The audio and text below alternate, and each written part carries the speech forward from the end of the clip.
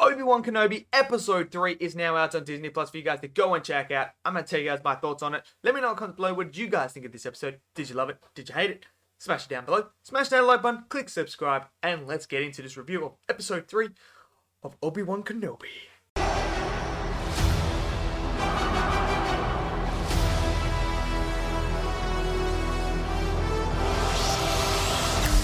Okay, so Obi-Wan Kenobi Episode 3 is now out and done. Look, I loved the first two episodes. I really liked them. I thought they were fantastic. I thought it was really captured what Star Wars was. And what they did with the Obi-Wan Kenobi character in those first two episodes was incredible. I really liked it. Granted, I'm not the biggest fan of the Reva character, but I don't understand the hate that she's getting. I really don't. Like, it's just a character, man. If you don't like a performance of a character, that's cool. Whatever. Like, there's people out there that don't like it. I'm one of them. I thought that was the weakest thing. Doesn't mean you go and attack the person. Like, that is just disgusting. It's disgusting. It's downright disgusting. So, hopefully, fingers crossed, that doesn't happen anymore. But who knows, you know. The fucking fan base is just... There are some toxic people, unfortunately. And that's what happens. So, it's annoying. But hopefully we get to the bottom of it, because it's disgusting to see that stuff. But let's talk about Episode 3 now. The return of the great Lord Vader. He is back in this episode. And boy, oh boy, wasn't it great seeing Darth Vader on the screen again. One of my favorite Star Wars characters of all time. If you exclude Darth Bane and Revan, then Darth Vader, Anakin, is my favorite character in the live action movies and shows, I guess you would put under, because Revan and Bane haven't really been shown, but in books and that, and then the EU. So yeah, anyway, but I love Darth Vader, and it was so awesome to see that suit scene where he's suiting up was freaking awesome, absolutely awesome. We got to see more detail to the suit and how it's put together. Obviously, this isn't the same suit that he had in the third movie. This is an upgraded version. If you guys have been reading and the comics and everything like that to do with Darth Vader, you will probably know that he upgrades his suit here and there, but he doesn't upgrade it to the point where it can withstand certain things. Palpatine doesn't allow him to do that, because Palpatine needs a failsafe just in case Vader turns against him and he's got to kill Vader. Nevertheless, it's awesome to see, and we get to see Vader and his ruthlessness. Just destructive force. No F's given. Raw Vader. We've been asking for Prime Vader, and this is what we're getting. And the way he is so violent in this. Like, oh my god. It caught me by surprise. I didn't think he would be that violent in this episode, but he is. And he is freaking awesome. He's just snapping people's necks left, right, and center, walking through the main street, which was freaking awesome to see.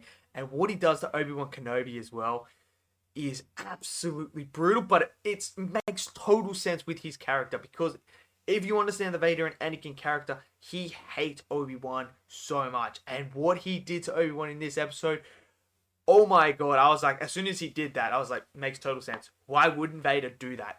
Vader would want to do that. This isn't just any other Jedi to Vader. This is the Jedi. His greatest defeat was to Obi-Wan, and this is it. And I love that. I love that whole moment. Yes, I know what some people are going to say. Oh, Vader could have killed Obi-Wan at any moment. Yes, Vader could have killed Obi-Wan, but that's not what this is about. You need to understand the narrative between Vader and Obi-Wan. Yes, Vader has the power and has the skill set to just obliterate Obi-Wan Kenobi right now, especially with Obi-Wan being disconnected from the Force for so long. Vader would absolutely maul Obi-Wan Kenobi right now. But that's not what Vader wants. You need to understand the humiliation he felt after the defeat from Obi-Wan. That's why he didn't just flat out kill him, because he wants to savor it. He wants Obi-Wan to feel what he felt. That is awesome, and that is Vader. We also got to see Vader's castle on Mustafar. How freaking awesome was that? That was freaking awesome. As soon as that came out, I was like, yes, we get to see Vader's castle on Mustafar. That was awesome. But let's get to Obi-Wan and Leia again. They land on the planet. I liked Obi-Wan's whole moment in here, especially when he felt Vader there. That was awesome. I really enjoyed that.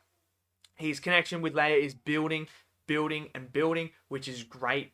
I like to see that as well. The whole under tunnel thing was great, but this episode really focuses on building the blocks for the big battle that's going to happen between Vader and Kenobi. Especially with the ending of this episode, it's really hinting that Obi-Wan is going to have to face Vader again.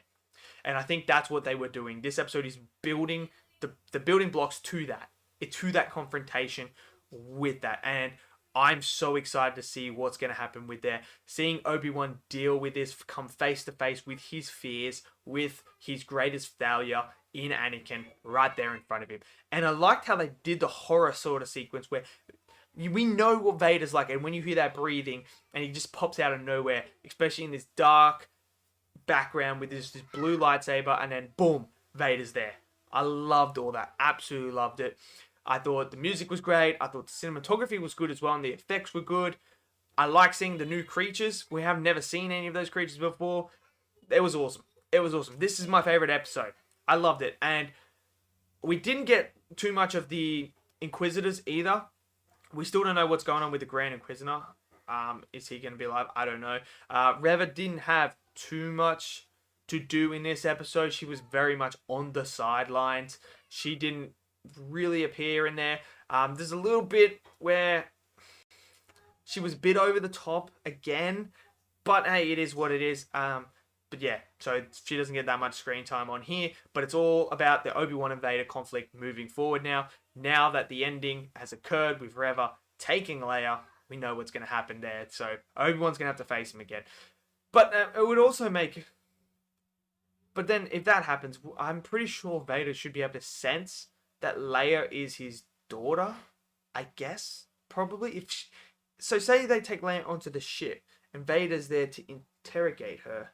That would mean, I'm pretty sure he should be able to figure that out, but I don't know. But yeah, so let me know in the comments below, what did you guys think of this episode? Did you love it? Did you hate it? Smash it down below. Smash that like button. Click subscribe. And I'll see you guys next video. Until then, stay safe and peace out.